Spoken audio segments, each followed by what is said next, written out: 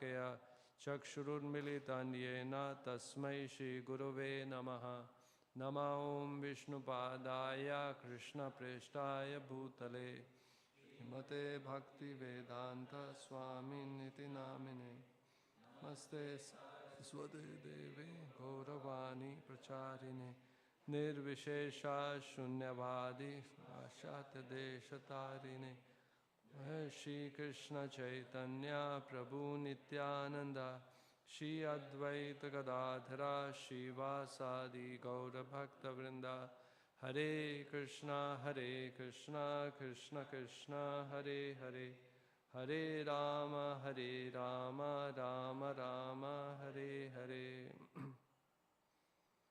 So here in this verse, example of great devotees is being mentioned, that how they almost fainted because it was impossible for them to bear the separation of Lord.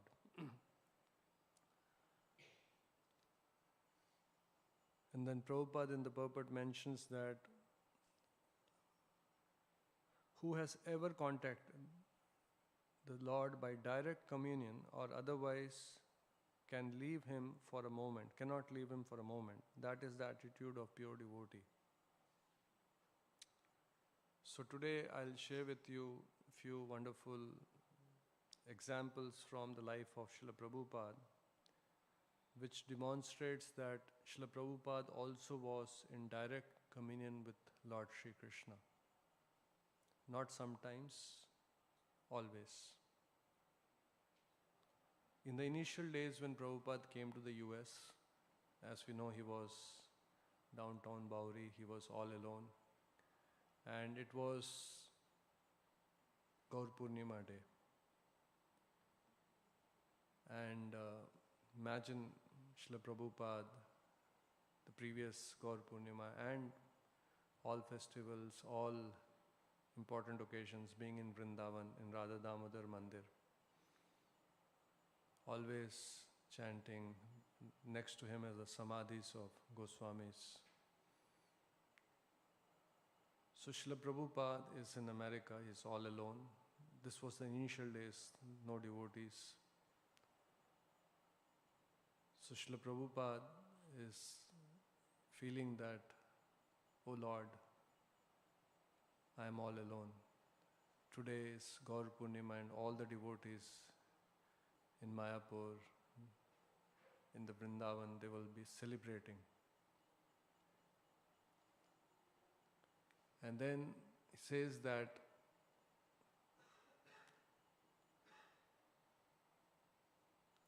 I am here not for my own happiness. I am willing to go to hell if it is required for the Lord's service.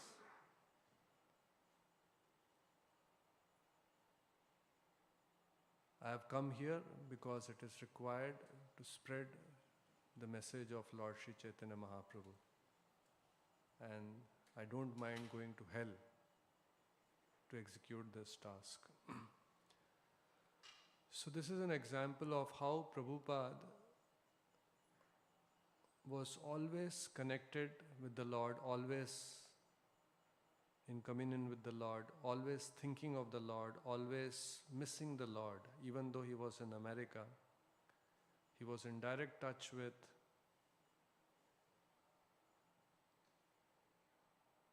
sometimes when we get too busy with things and too enamored by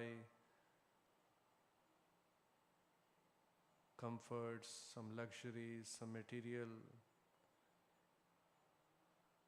activities, we tend to forget the Lord. But Prabhupada was always in touch with the Lord, always, just like here it said, the Goswami, the gopis, Radharani,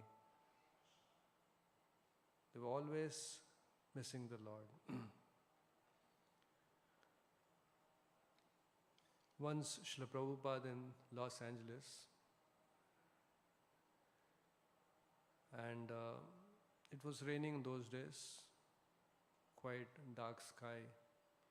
So Srila Prabhupada came, and because it was raining, usually he used to go for morning walk.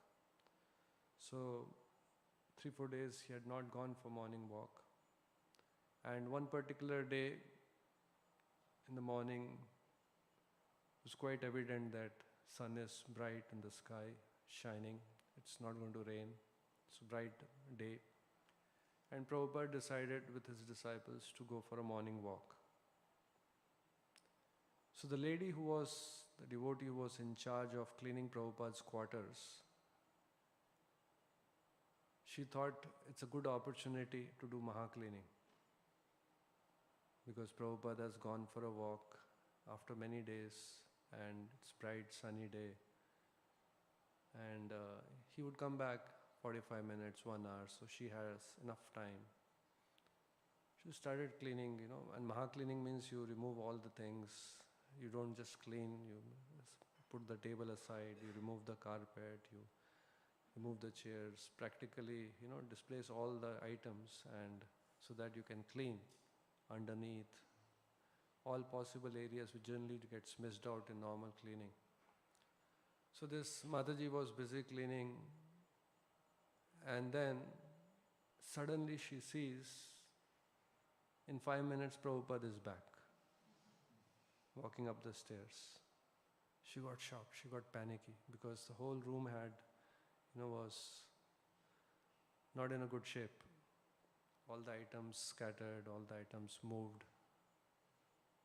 So then as soon as Prabhupada reached the floor, and then she said, Prabhupada, she was a little panic-stricken. She said, I'm so sorry, I thought today is a bright sunny day.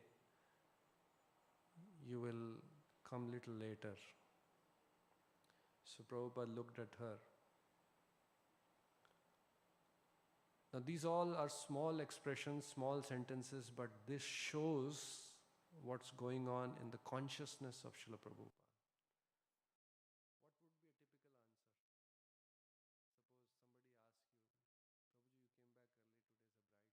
What would be the answer? Yeah, the sun is bright. So Prabhupada says, wherever there is Krishna, there is brightness. And wherever there is absence of Krishna, it's darkness. So this shows we do material calculation. Our brightness and darkness is measured by material brightness and darkness. That's why when Prabhupada was coming to America, he wrote in his Jalutar diary, why are you taking me to a miserable place? Our calculation of happy and miserable places, where there is more sense gratification, that is happy. Where there is absence of sense gratification for myself, it is unhappy. Prabhupada is coming to America, knowing that it is a prosperous country. He's saying, why are you taking me to a miserable place? We calculate today is a bright day, it's a bright sunny day. That's material calculation. Prabhupada is saying, even though the sun has not risen, it's raining for many days. If Krishna is there, it's a bright day. If Krishna is not there, it's darkness. So this shows Prabhupada is always thinking of Krishna, always in communion of Lord, always wanting to serve the Lord. And it is not just many times we speak. Speaking is easy. Walking the talk is not easy. We tell everyone, be Krishna conscious, chant Hare Krishna Maha Mantra. But to walk the talk, to be Krishna conscious is not easy. So Prabhupada walked the talk. He's an acharya. He showed by his personal example. Once Srila Prabhupada went to Amritsar. He visited the Golden Temple. So devotees had spoken to the management or whosoever the leaders there, and they received him quite well and they took him around. Prabhupada was taken to the place where they cook chapatis for the langar. Srila Prabhupada was very impressed seeing the whole setup, the whole arrangement, seeing a lot of volunteers doing seva. So when Srila Prabhupada was coming out of that place, so one of them asked that, would you like to sign the feedback? There was a book, feedback book, just like we go sometimes when people come to our temple or Akshay Patra, we ask them to give some feedback, some testimonial. So one of them asked Prabhupada, would you like to give some feedback, some testimonial, something would like to write about your experience? So Prabhupada started writing. So one of them asked Prabhupada, how was your experience? So Prabhupada said, very spiritual, very divine. And then he writes all this, whatever he has experienced in that book. And then when you write the testimonial, generally if you have a standard format, you have, would you like to say something? And then you have the name, date. So in that particular book, it was because Amritsar also, all the people visited from different places. So it had name of the person who was writing the feedback, the date, and religion. So Prabhupada wrote the testimonial, wrote his name, wrote the date. When the place came religion, so the devotees were curious, what would Prabhupada write? What did Prabhupada write? He wrote Krishnite. Again, Krishna in the consciousness. See, these are all very, in one sense you can just, Krishnite. But this shows that Prabhupada is always having Krishna in this. What is there inside? There was one lady, she was teaching students and she wanted to give a demonstration about what's inside, it comes out. So she took an orange and right in front of the class, in front of everyone, she squeezed the orange with her hands. Immediately, the orange got crushed and juice started coming out. Says, before that she said, if I crush this orange, what juice will come out? So the student said, orange juice. So teacher said, are you sure? Are you sure? So the student said, yes. He says, how can you be so sure if I squeeze orange juice will come out? So the student said, because what's inside will come out. If it's orange, if it's filled with orange juice, you'll not get mango juice from orange. What's inside comes out. So likewise, in our dealings, in the dealings of acharyas, in the dealings of pure devotees, just like here it's mentioned, the great devotees, moment the Lord is living, the feelings of separation is coming out. They almost fainted because that's what is going on inside, attachment to the Lord, remembrance of the Lord. So, generally we can also analyze, just like, when you have fever, there are symptoms of a diseased person. So likewise, what we talk, what is the subject matter of our conversation? In our dealings, what do we discuss has a lot of, it's a symptom of what's going on inside. Thinking, feeling and willing. So if we are Krishna conscious, our thinking will be thinking about Krishna, feeling about Krishna and willing. Our actions will also be aligned with the pleasure of Krishna. So Srila Prabhupada, because he was always Krishna conscious, always very compassionate, very, very kind, very loving. Once devotees got to know that Prabhupada is coming to Los Angeles, so Prabhupada, wherever he would say, there would be Tulsi Maharani kept and devotees would make all the arrangements in his room. Pictures of Krishna. So they got to know that Prabhupada is coming all of a sudden, and then Tulsi Maharani was there, the dress was worn out. So all of a sudden, the devotees were called that Prabhupada is coming tomorrow, we have to quickly stitch a dress for Tulsi Maharani. So one husband and Mataji, they were assigned this service, although they had no prior experience of stitching. So Mataji, knowing that it's for the room of Srila Prabhupada, for Tulsi Maharani, although she had no experience, worked the whole night. Whole night she worked. Next day Prabhupada is coming.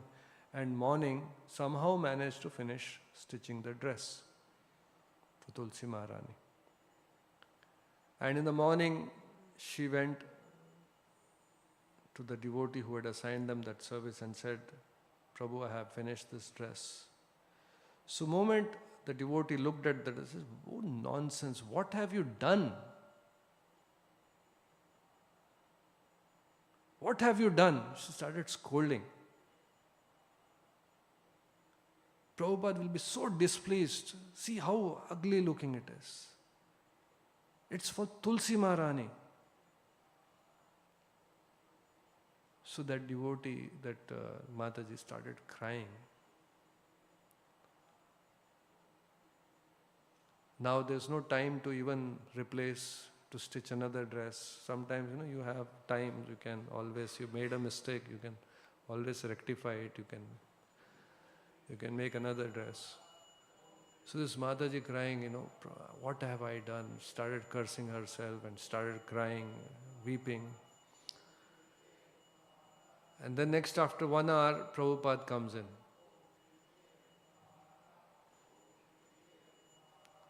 Prabhupada, moment he enters the room, the first thing he remarks, oh, beautiful Tulsi Maharani. Who has stitched this skirt for Tulsi Maharani? And says, very nice, very nice. And that Mataji started crying. More than she cried before. And this was Prabhupada's way of appreciating. And actually the initial devotees, they made a lot of mistakes, lot of blunders. Not intentionally, unintentionally. But Prabhupada was very, very compassionate. If he was not compassionate, many devotees would have not. Seeing that Prabhupada was so compassionate, so loving, so kind, they were ready to do anything for Prabhupada.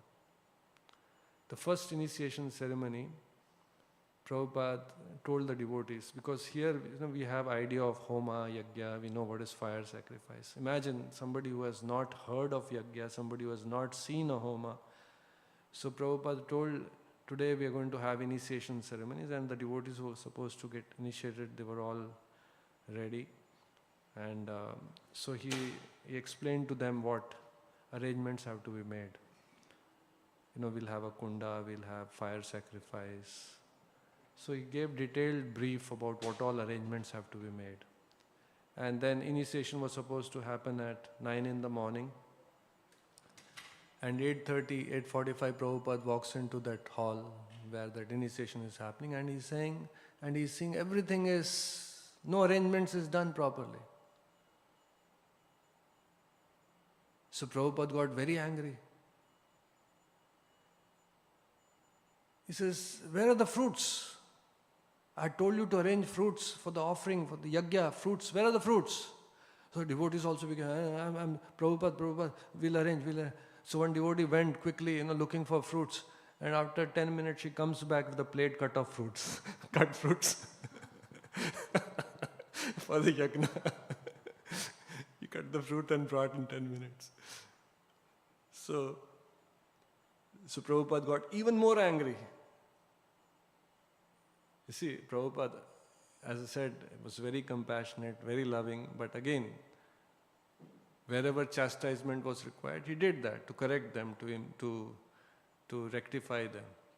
So he became even more angry. He says, what is this?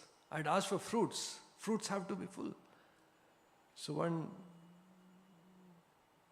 one person who was just started beginning coming to the temple. He was a hippie. So whenever he would come to the temple and he would see anybody agitated, devotees would invariably say, okay, chant Hare Krishna, be happy.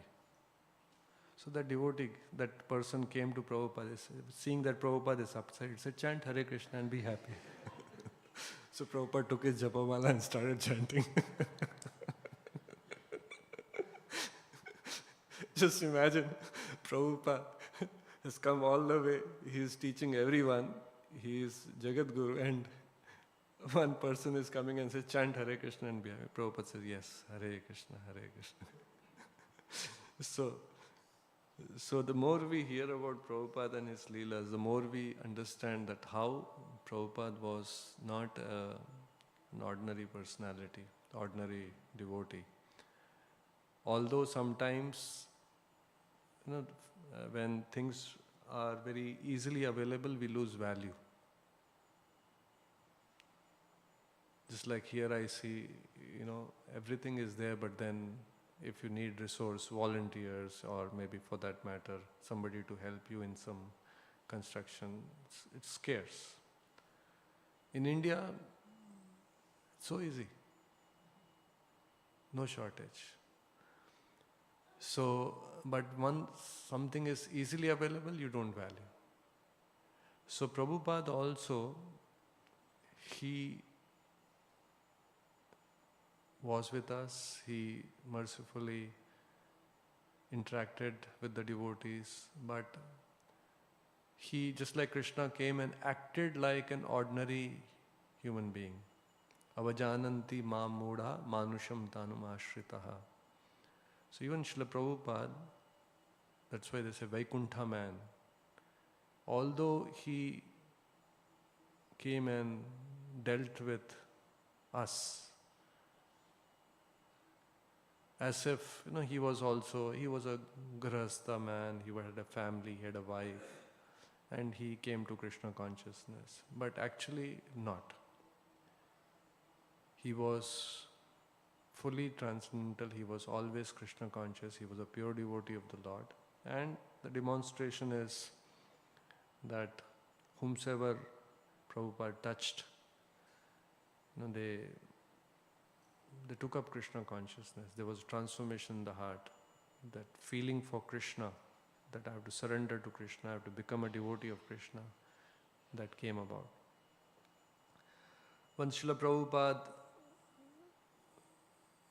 went to Srirangam, and in Srirangam he was nicely greeted, taken around, and there were shenais and drums, all that, Nadaswaram. So he was very grandly received there. And then devotees who were accompanying Prabhupada were very happy that he was received. This is one of them asked Prabhupada, Prabhupada, whenever you come to to Mayapur, should we also receive you with such grandness, with shenais, with drums, with bugles, with all this, some kind of that Nadaswaram thing? Can anyone guess what would Prabhupada say?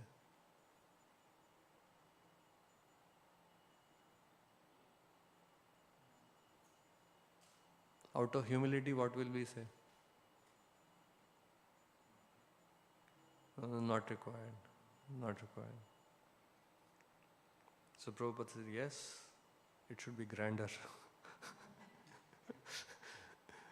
So then Prabhupada explains, Acharya Upasana, worship of the spiritual master is very much required for advancement for a disciple. That's why Prabhupada, although sometimes, his murti was there, he started that worship, even in Vrindavan. That was not for himself. Because Yasya Prasadat Bhagavad Prasado, he wanted to give an opportunity, being compassionate, wanted to give opportunity that we advance in Krishna consciousness. And for that, worship required.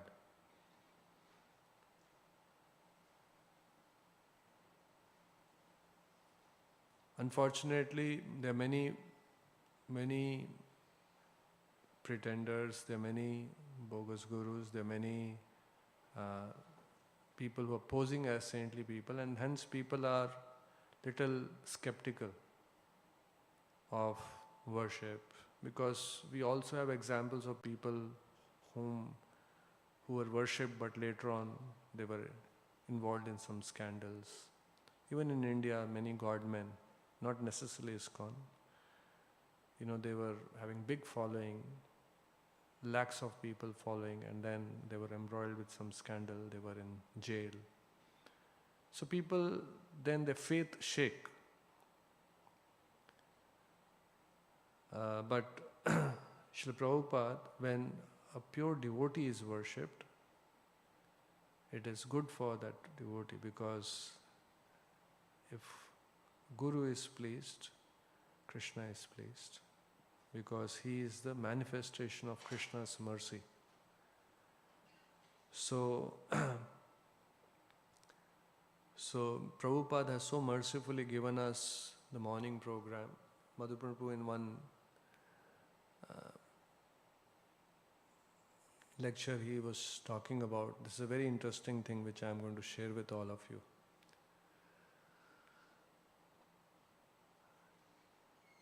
He says that these days, a lot of people are talking about energy healing, Reiki, all these things, pranic healing. So it's a fact that energy is, even in our Krishna conscious phenomena, energy and energetic. Everything what we see is Krishna and is Krishna's energy. So Madhaprabhu was explaining that why there was a quote of Prabhupada which says that chanting in temple hall has 1,000 times the benefit.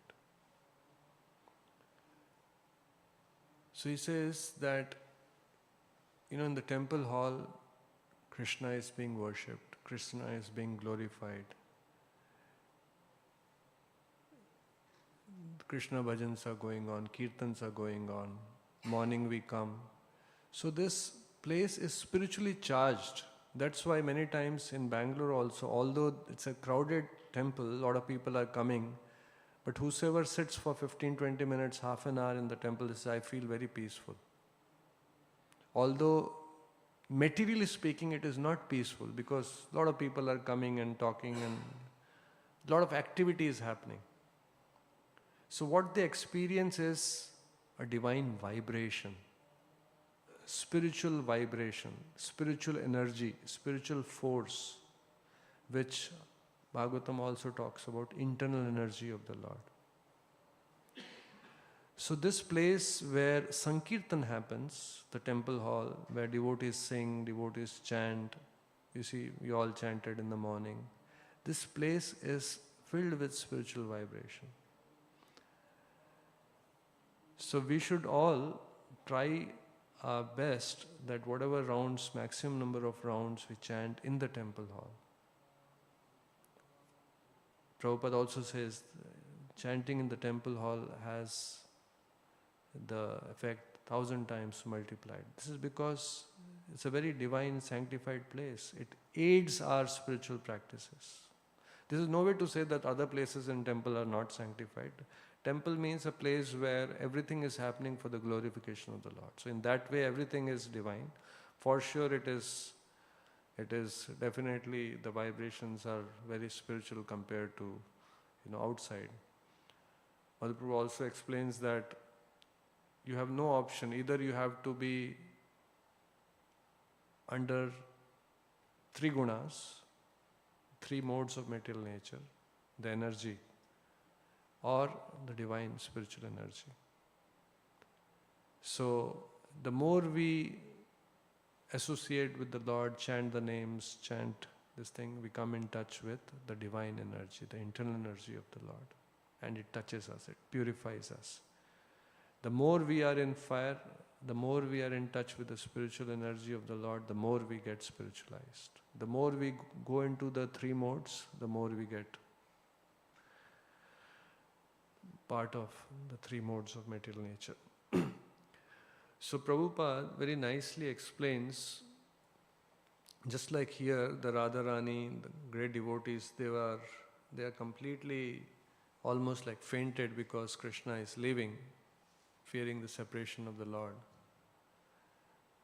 Likewise, Srila Prabhupada explains a concept called Krishna anxiety. We all heard about anxiety, and anxiety is not a good thing.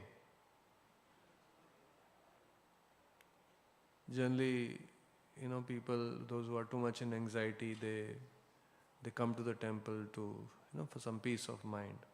So Prabhupada says Krishna anxiety we should long for. And then Prabhupada says it is not a cheap thing.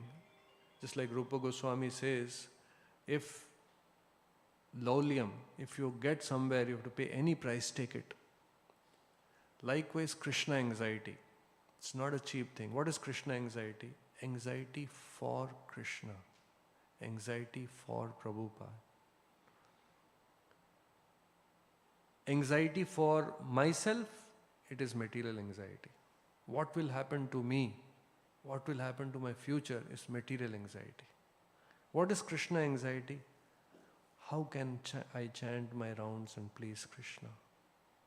How can I make anxiety? How can I make my chanting offenseless?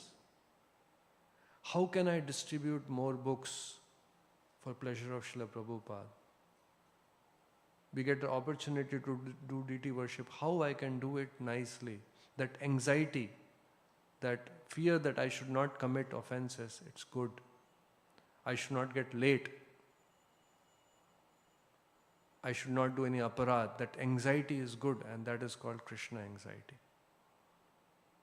So spiritual life is not to become completely peaceful, become like stone is peaceful, just lying in one place. We have feelings, but the right kind of feelings. Feelings for the Lord, just like here the devotees are experiencing. Fainting, it's fearful, anxiety, separation. These are not positive emotions, but for the Lord. When does a person faint? In shock.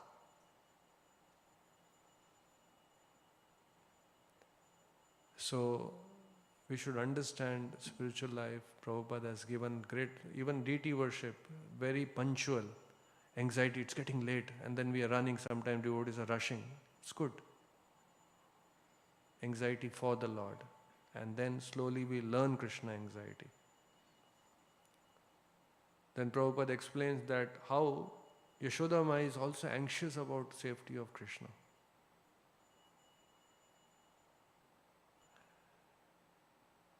Generally people talk about God, our Father in heaven, our Father in heaven. Lord is taken as Father. Father means you give anxiety. Father takes anxiety for a child. Krishna consciousness means you take anxiety for the Lord, for the spiritual master. That's why, just like Mother Yashoda, she is anxious about the Lord. Prabhupada is anxious how to spread, how to fulfill the order of his spiritual master. So material, spiritual. Material vibration, trigunas, spiritual vibration, kirtan, chanting, satsang, devotees. So material anxiety, then spiritual anxiety. Material perceptions, material conceptions, material perspectives, and then we have spiritual perspectives. So the more we are in touch with Prabhupada, the more we hear about him, more we touch his Vani, the more our consciousness will get spiritualized, and we'll also experience the feelings which are being mentioned here. We'll stop here. Anyone has any question? Anything you'd like to ask? So we'll stop. Grantharaj Srimad Bhagavatam ki, Srila Prabhupada ki.